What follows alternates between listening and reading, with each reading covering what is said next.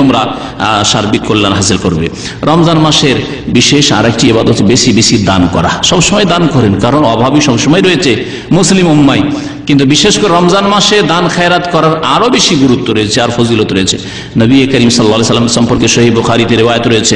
সহিহ বুখারীর প্রথম দিকে এই হাদিস পাবেন, কানা রাসূলুল্লাহ আজওয়াদান নাস, নবী করিম সাল্লাল্লাহু আলাইহি ওয়াসাল্লাম সবচেয়ে বেশি দানশীল ছিলেন। আমরা যত শিক্ষিত হয় তত বেশি কৃপণ হয়ে যায়, এটা বাস্তব সত্য। মাদ্রাসা বড় শিক্ষিত হোক, আমার এটি কমপ্লেন না, আমি দরখাস্ত হিসাবে বলছি, যাতে করে আমাদের কৃপণতা দূর হয়। আর স্কুল কলেজ ইউনিভার্সিটি পড়া শিক্ষিত, যত বেশি শিক্ষিত তত বেশি কৃপণ। আল্লাহ পাক জানে কেন আমরা আজকাল এরকম। নবী করিম সাল্লাল্লাহু আলাইহি সাল্লাম দুনিয়া সবচেয়ে বড় মুআল্লিম এবং সবচেয়ে বড় ওস্তাদ, আর সবচেয়ে বেশি তিনি দানশীল ছিলেন। কান আজওয়াদান নাস ওয়া কানা আজওয়াদা মা ইয়াকুনু ফি রমাদান, আর রমজান মাস আসলে আরো বেশি দানশীল তিনি হয়ে যেতেন, আরো বেশি দানশীল হয়ে যেতেন।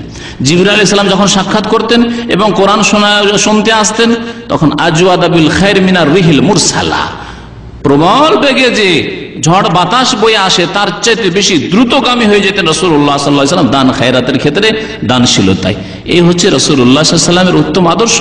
লাকাদ কানা লাকুম ফি রাসূলিল্লাহি উসওয়াতুন হাসানাহ। আল্লাহ পাক যেন আমাদেরকে উত্তম আদর্শ হিসাবে নবী করিম সাল্লাল্লাহু আলাইহি ওয়াসাল্লামকে জীবনের সার্বিক ক্ষেত্রে, আকীদার ক্ষেত্রে, ইবাদত বন্দেগীর ক্ষেত্রে, ফরজের ক্ষেত্রে, নফল সুন্নতের ক্ষেত্রে, হারাম নাজায়েজ থেকে বেঁচে থাকার ক্ষেত্রে, সমস্ত ক্ষেত্রে, আদান প্রদানের ক্ষেত্রে, আখলাক চরিত্রের ক্ষেত্রে, সার্বিক ক্ষেত্রে আমাদেরকে নবী করিম সাল্লাল্লাহু আলাইহি ওয়াসাল্লামকে আদর্শ হিসাবে, উত্তম আদর্শ হিসাবে গ্রহণ করার জন্য তৌফিক দান করেন।